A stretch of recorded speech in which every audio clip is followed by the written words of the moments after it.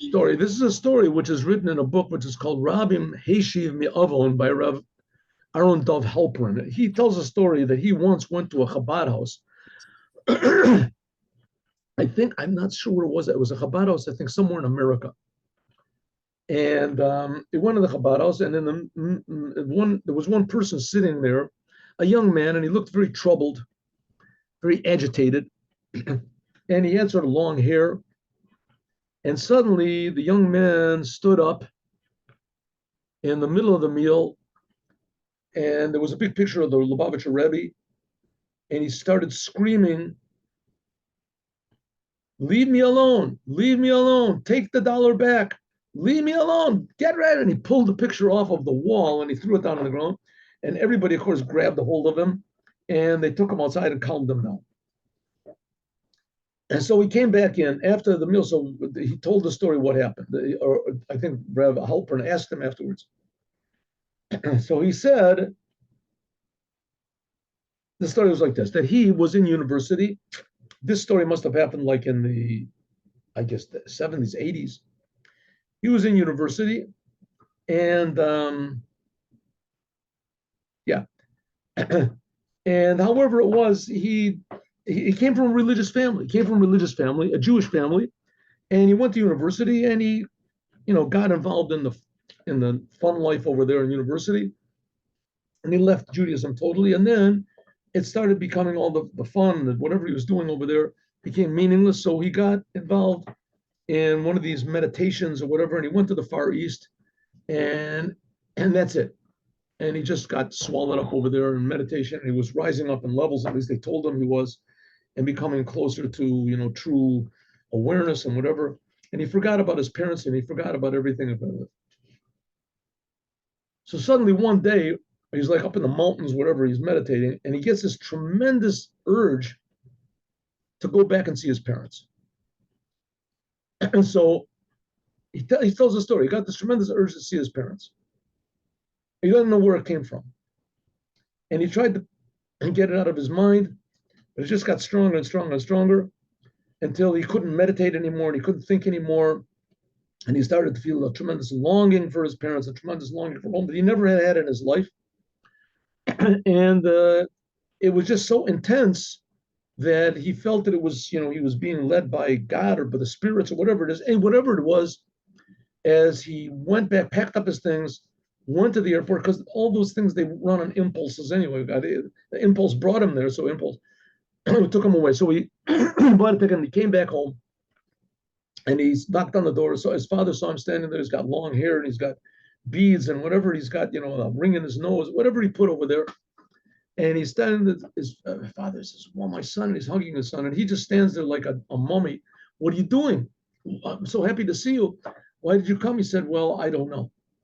I don't know. I don't know why. I just came here. I don't know. I don't know what I'm going to do here. What am I supposed to? Why am I just have this desire to come here." So while you're here,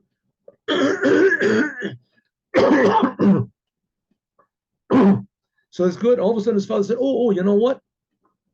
I have something for you." When he gives him $1, says, "What's this dollar? Just come in, sit down." So he sits down. He says, "Listen, I was very worried about you, and I didn't know what to do. And somebody suggested that I go to the Lubavitcher Rebbe. He gives out dollars every Sunday. So I went to, I'm not connected to Chabad or anything like that. So I went. Not going to hurt it. Nothing else helped. And I had no idea where you were. I had no connection with you. I was so worried. And so I went by the Rebbe, and for some reason I wasn't able to speak. I went by and I was just sort of tongue-tied. And the Rebbe gave me $1, and he called me back and he said, "And this is for your son. Give this to your son." So I left. I couldn't figure out what did he give to my son. I don't even know where he is. And that was like a week, whatever is ago, something like that. And a couple of days ago, whenever it was, Sunday, and here you are. So the boy says, "Tell me exactly what time was it when you went by the Rebbe, he gave you this $1. He says the time they figured it out. That was the time when he had all these terrible thoughts about coming back to his father, that they wouldn't let him, the thoughts wouldn't let him. So he realized, this boy put the thing together, and he realized that it's because of this Lubavitcher Rebbe, and he showed him a picture of the Rebbe. He said, "Because that's the reason why my father So he said, okay, I'm going to go back. But he just wasn't able to go back. He didn't know what to do. Every time he went back, he had the same longing. So he was stuck in the city. So on Shabbos, he went to the Chabad house that was over there. His father suggested. So when he was in the Chabad house, he looked up and he saw there was this big picture of the Rebbe. That was the same picture that his father showed him. And that's when he took the dollar and he said, take the dollar back. He started screaming at the Rebbe, leave me alone, leave me alone. He wants to go back and meditate, whatever it is in India or whatever. So they calmed him down. So that's a story that Aaron Dov Halpern told. And later on, I think he told the story again. I have to look back in the original story. But anyway, he met up with Avner Shaki of blessed memory. Avner Shaki, he was for a while the head of what was called the Mizrahi Party. It was a religious Zionist party.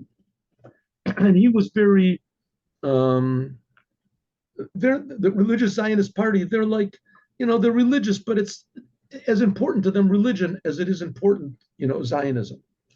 So a lot of times they disagreed very strongly with the Rebbe, and especially one of the places they disagreed was with the idea of Mihu Yehudi, who is a Jew, because they passed a law that anybody can be a Jew. If your grandfather was a Jew, the country decides. The country decides who's a Jew, not the Torah. And this Avner Shaki was very against that, and he opposed all of them. And he was eventually evicted from the party, and the Rebbe said, "Don't worry about it." And they eventually elected him to be the head of the party. In any case, he was a very big friend of Chabad.